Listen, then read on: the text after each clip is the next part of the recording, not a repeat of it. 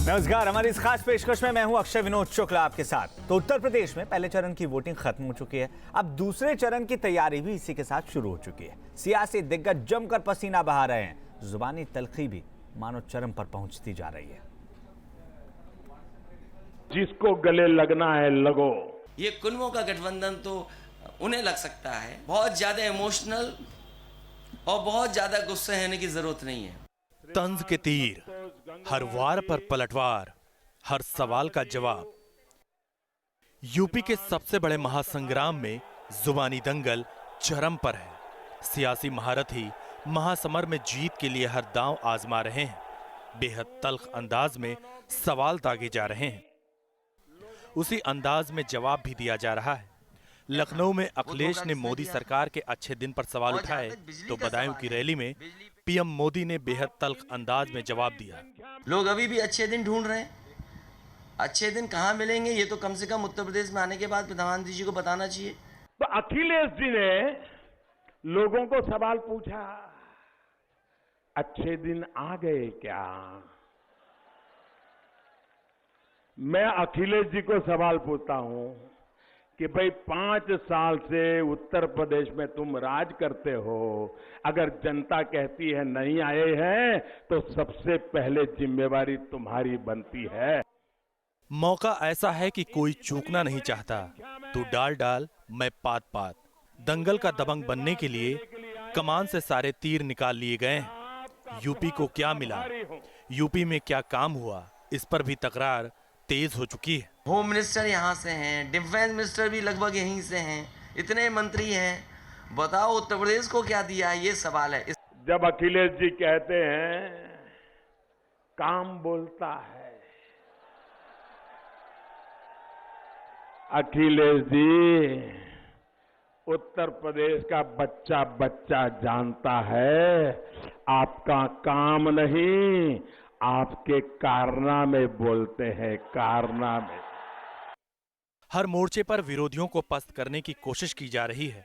संसद में मनमोहन सिंह के खिलाफ रेनकोट वाला बयान हो या फिर बिजनौर की रैली में गूगल सर्च के जरिए राहुल पर तंज। पीएम कांग्रेस पर वार कर रहे हैं। लखनऊ के साझा प्रेस कॉन्फ्रेंस में राहुल गांधी ने भी पीएम को जवाब देने की कोशिश की। अगर आप कंप्यूटर पर जाएं और गूगल में देखें, शायद किसी राजनेता पर इतने चुटकुले नहीं होंगे जिनके कांग्रेस के नेता पर है। अब मैं समझता हूं कि नरेंद्र मोदी जी को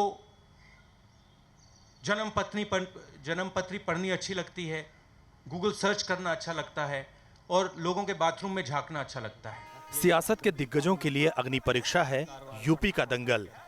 पहले चरण के बाद दूसरे चरण के लिए पसीना बहाया जा रहा है।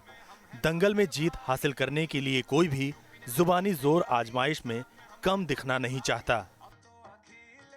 लखनऊ से अनिल यादव के साथ टीम न्यूज नेशन।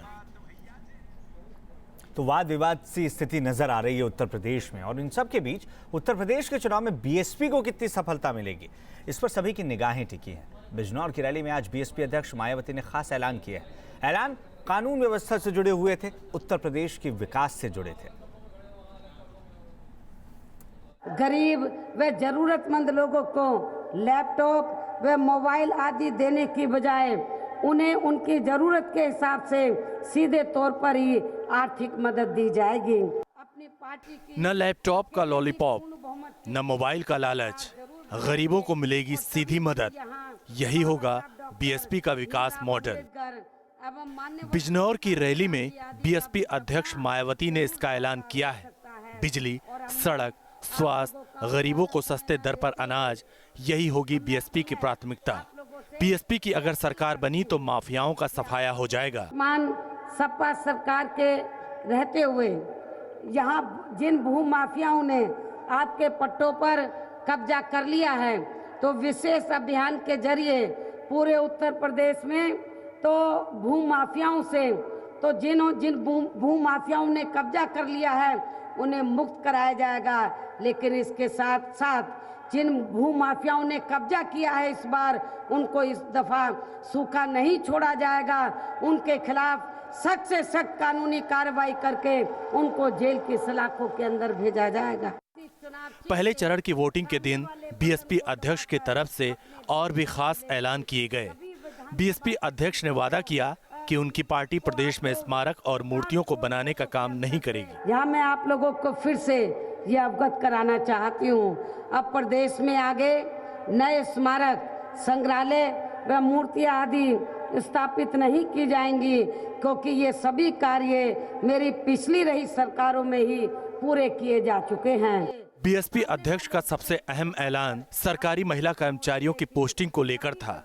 बीएसपी अध्यक्ष ने वादा किया है कि अगर उनकी सरकार बनी तो महिला टीचरों की पोस्टिंग गृह जिले में की जाएगी। इस बार शादीशुदा महिला सरकारी कर्मचारियों की भी पोस्टिंग उनके पति की पोस्टिंग के जिले में ही कर दी जाएगी, और साथ ही जो महिला टीचर शादीशुदा नहीं है तो उनकी भी पोस्टिंग उनके स्थायी निवास के जिले में ही कर दी जाएगी।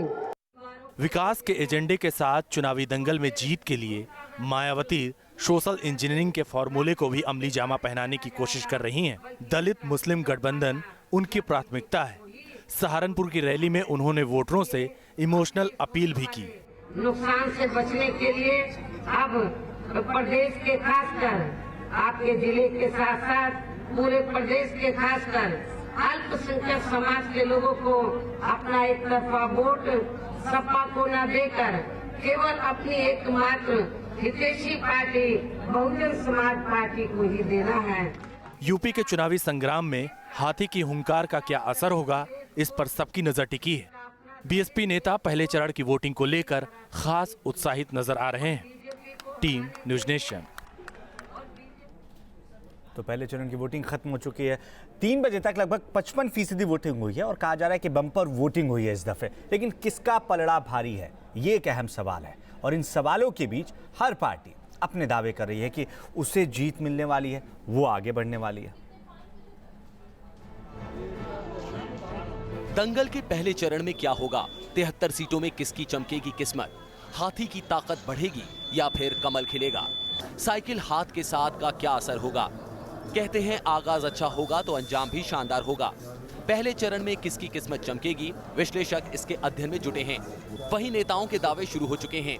ये जानकारी मिली है कि पहले चरण में बहुजन समाज पार्टी के हाथी चुनाव चिन्ह के सामने वाले बटन पर झमाझम आज वोट पड़ा,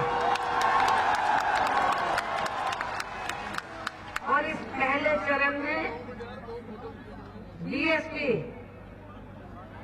पहले नंबर पर आने वाली है। बीएसपी अध्यक्ष हाथी की धमक का दावा कर रही हैं। वहीं बदायूं की रैली में पीएम मोदी बीजेपी की जीत का दावा कर रहे हैं। आज 11 फरवरी है और दोपहर के करीब करीब 1:45 बजे हैं।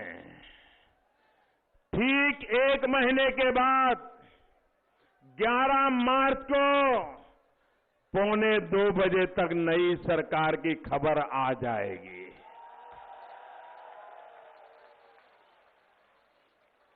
और इसकी शुरुआत हो गई है। दावा करने में समाजवादी पार्टी और कांग्रेस भी पीछे नहीं है। खुशी की बात यह है कि सबसे पहले वोट अगर देखा जाएगा किसको पड़ा होगा तो साइकिल और कांग्रेस पार्टी को सबसे पहले वोट पड़ा है, और जो आगे होता है फिर वो आगे ही होता है। बड़ा दिलचस्प है पहले चरण का चुनाव। सबके दावों की अपनी वजह हैं। बीएसपी का भरोसा दलित मुस्लिम गठबंधन पर है। वहीं बीजेपी 2014 के चमत्कारिक सफलता के रथ पर सवार है। कांग्रेस समाजवादी पार्टी का कहना है कि दोनों दलों के गठबंधन से सियासी फिजा बदल चुकी है। नेताओं के अपने दावे हैं, लेकिन मालिक तो जनता जनार्दन है। जनता ने मत दिया है और नतीजों का ऐलान 1 महीने बाद होगा। Team news nation. तो जहां 3 बजे तक 55% मतदान हुआ था, वहीं कुल मतदान 63% के करीब हुआ है। आगे बढ़ते हुए आपको ये बता दें कि कभी पलायन के नाम पर देश का मुद्दा बना कैराना उत्तर प्रदेश के दंगल में एक खास अहमियत रखता है। चंद महीने पहले यहाँ जो शोर सुनाई दे रहा था, उसमें दुनिया दहशत में नजर आ रही थी और दहशत का अक्स दुनिया ने उसमें ढूंढा है और उसे सूबे की सियासी जंग का हथियार बनाने की कोशिश पूरी तरीके से की गई। लेकिन आज आवाज उठाने वाले ही बातें बदलते नजर आ रहे हैं। नेताओं के लिए अब यहाँ पलायन मुद्दा नहीं है, बल्कि गुंडागर्दी मुद्दा है। आप भी देखिए कि कैराना का दंगल कैसा नजर आ रहा है। जब तक प्लान हुआ, जब तक मुद्दा था, अब प्लान रुक गया, मुद्दा खत्म हो गया। प्लान का मुद्दा चुनाव में कहीं नहीं है, किसानों का मुद्दा हमेशा रहेगा। महिलाओं की सुरक्षा। पहले फेज की वोटिंग के साथ ही कैराना की सियासी हवा भी बदलती दिख रही है। वोटिंग के लिए यहाँ भी खूब गहमा गहमी नजर आई। इलाके के सांसद हुकुम सिंह बेटी मृगांका सिंह के साथ वोट देने आए। मृगांका इस बार इलाके में बीजेपी का परचम थामे हैं। कल तक हुकुम सिंह के लिए यहाँ पलायन बड़ा मुद्दा नजर आता था, लेकिन अब वही हुकुम सिंह पलायन को गुंडागर्दी से जोड़ते दिख रहे हैं। चंद अपराधी इतने आज़ाद हो गए थे यहाँ पर आकर के, पुलिस की चिंता नहीं करते थे, सरेआम गोलियां चलाते थे, लोगों को मारते थे, उसके बाद में हथियार लेकर पूरे शहर में घूमते थे। सारे लोग आतंकी थे, हिंदू या मुसलमान, उसमें हिंदू मुसलमान की कोई बात ही नहीं थी उसमें। और ये जब पुलिस पंगु होकर खड़ी चारों तरफ, उनके खिलाफ कार्रवाई नहीं कर रही, कुछ तो कारण होगा उसका। कैराना में विरासत की सियासत का इतिहास पुराना है।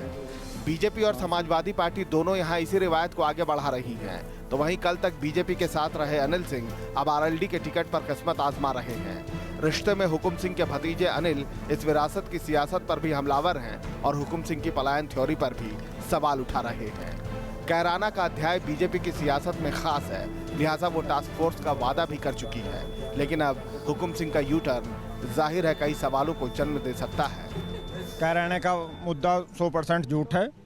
पलायन का मुद्दा जो उठाया गया था, सांसद महोदय ने अपनी बेटी के लिए जमीन तैयार करने के लिए, टिकट लेने के लिए मुद्दा उठाया था।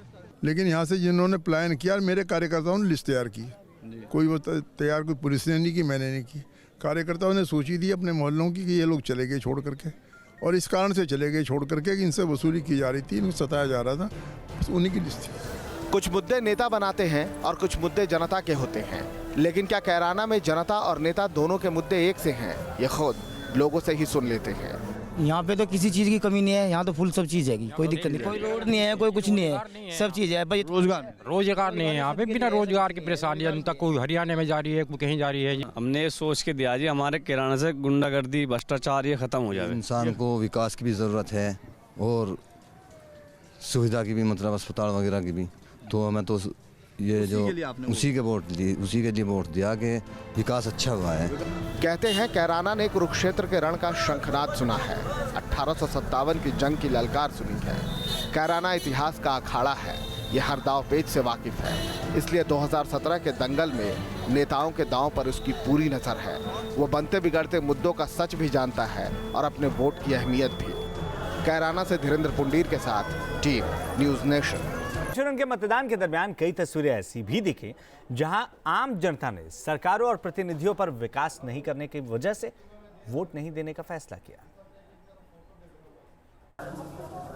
चुनाव के दिन पोलिंग बूथ पर लोगों की कतार और मतदान की तस्वीरें तो सभी 73 सीटों पर दिखी, लेकिन कुछ गांव ऐसे थे जहां लोगों ने वोट ही नहीं डाला। हाथरस के सादाबाद विधानसभा में इस गांव के लोग पोलिंग बूथ के बाहर जमा तो थे, लेकिन वोट नहीं डाल रहे।